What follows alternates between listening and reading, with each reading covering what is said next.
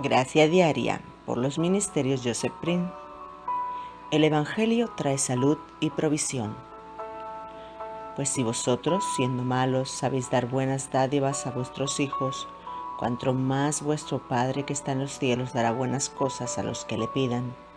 Evangelio de Mateo capítulo 7 versículo 11.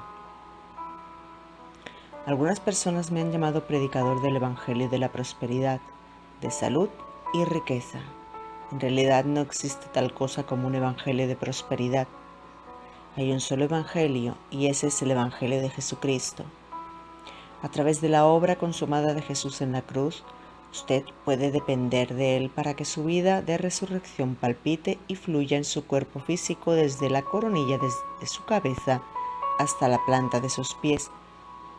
Las enfermedades y dolencias no son de Dios.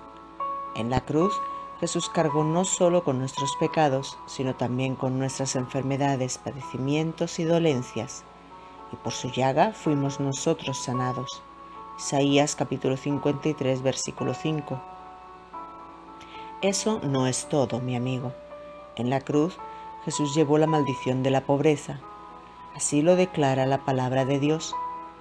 Porque conocéis la gracia, favor inmerecido de nuestro Señor Jesucristo, que siendo rico, por amor a vosotros se hizo pobre, para que vosotros con su pobreza fueseis enriquecidos. Segunda de Corintios capítulo 8, versículo 9. Lee Segunda de Corintios capítulo 8 por ti mismo.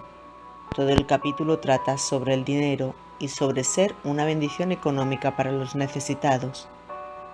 Así que no dejes que nadie te diga que el versículo se refiere a las riquezas espirituales. Déjame decirte esto.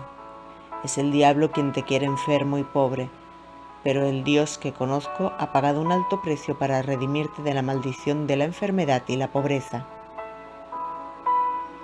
Entendamos cómo Dios nos trata desde el punto de relación. Como padre, ¿cómo le enseñaría a su hijo carácter y paciencia? ¿Con enfermedades y dolencias? Por supuesto que no. Hay instituciones donde ponemos a esos padres. Nuevamente, como padre, ¿cómo le enseñaría humildad a su hijo? ¿Maldiciendo a su hijo con pobreza por el resto de su vida? De ninguna manera.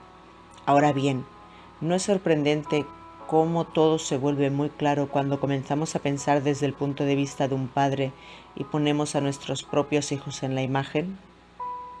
Cuando empieces a pensar a lo largo de las líneas de relación, todo convergerá y comenzarás a ver las cosas desde la perspectiva de Dios. Él es nuestro Padre que opera en la frecuencia de la relación y a través de su favor inmerecido en nuestras vidas. Aprendemos carácter, paciencia y humildad a medida que descansamos de nuestros propios esfuerzos y dependemos de Él. Cuanto más conocemos a nuestro Padre, más nos parecemos a Él. Así es como Dios nos hace crecer de gloria en gloria en cada área de nuestra vida.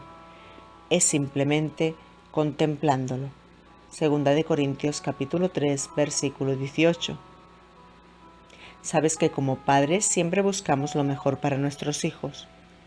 ¿Cuánto más nuestro Padre Celestial desearía las mejores cosas para nosotros, sus preciosos hijos? De la misma manera que quieres que tus hijos estén sanos, Dios quiere que disfrutes de su salud divina. Y de la misma manera que quieres que tus hijos siempre tengan más que suficiente, Dios quiere que disfrutes de su provisión sobrenatural.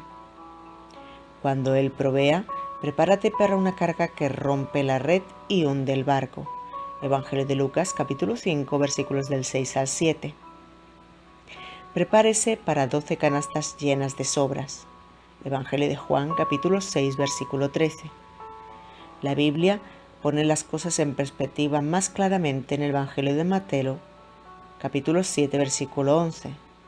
Pues si vosotros, como padres imperfectos, sabéis dar buenas dádivas a vuestros hijos, cuanto más vuestro Padre que está en los cielos dará buenas cosas a los que se las pidan, a Él. Amigo mío, entiende esto bien. Dios aborrece la enfermedad y aborrece la pobreza.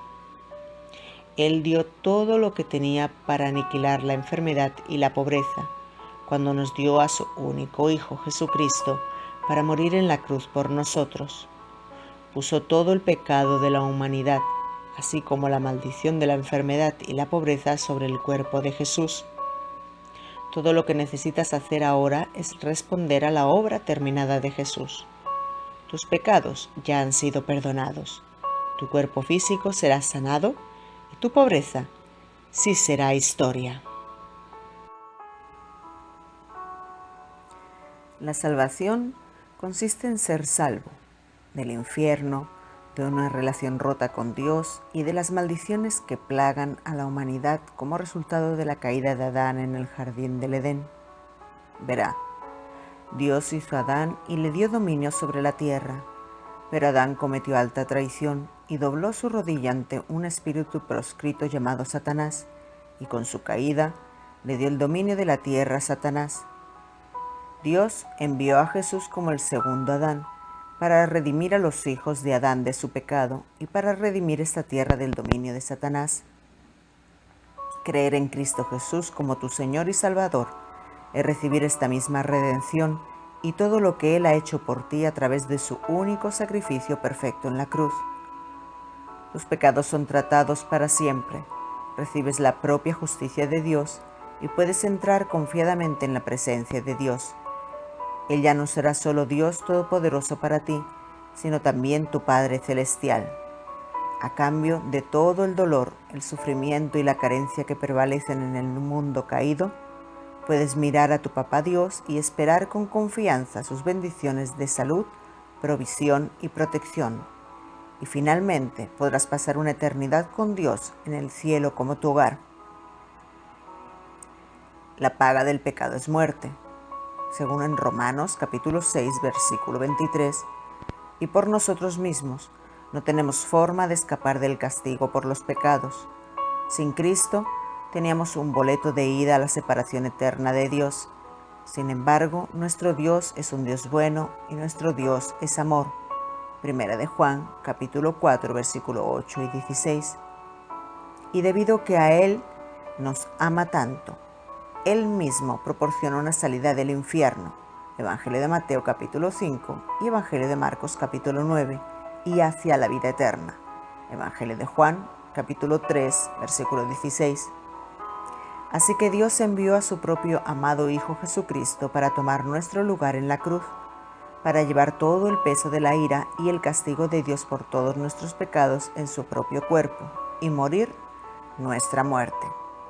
Solo Jesucristo, el Hijo de Dios perfecto y sin pecado, Hebreos capítulo 4, versículo 15, puede satisfacer plenamente las demandas justas de la santidad de Dios en pago por nuestros pecados.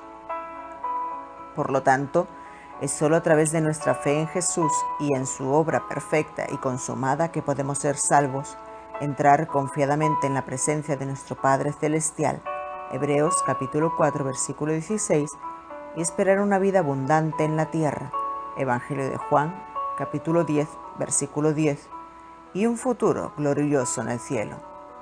No hay otra forma de ser salvo aparte de tomar la decisión de aceptar lo que Jesús ha hecho por ti. Hechos capítulo 4, versículo 12. La salvación es un regalo de Dios y viene a través de creer en Jesús y solo en Jesús. En el Evangelio de Juan capítulo 14, versículo 6, la Biblia nos dice muy claramente que Cristo es el único camino a Dios y a la vida eterna. Y en Romanos capítulo 10, versículos del 9 al 11, la Biblia nos dice cómo ser salvos y tener vida eterna. Creer en nuestro corazón que Jesús murió por nuestros pecados y resucitó de la tumba, y confesar con nuestra boca que Él es nuestro Señor y Salvador. Para aceptar a Cristo en su vida y ser salvo, por favor diga esta oración de salvación. Padre Celestial, gracias por tu amor por mí, por enviar a Jesucristo a morir en la cruz por todos mis pecados. Su sangre preciosa me limpia. Tú lo resucitaste de entre los muertos. Está vivo hoy, y te agradezco que todos mis pecados sean perdonados. Soy justo por la sangre, estoy bajo el favor de Dios, y te agradezco, Padre, que ciertamente el bien y la misericordia me seguirán todos los días de mi vida a partir de este día en adelante. En el nombre de Jesús. Amén.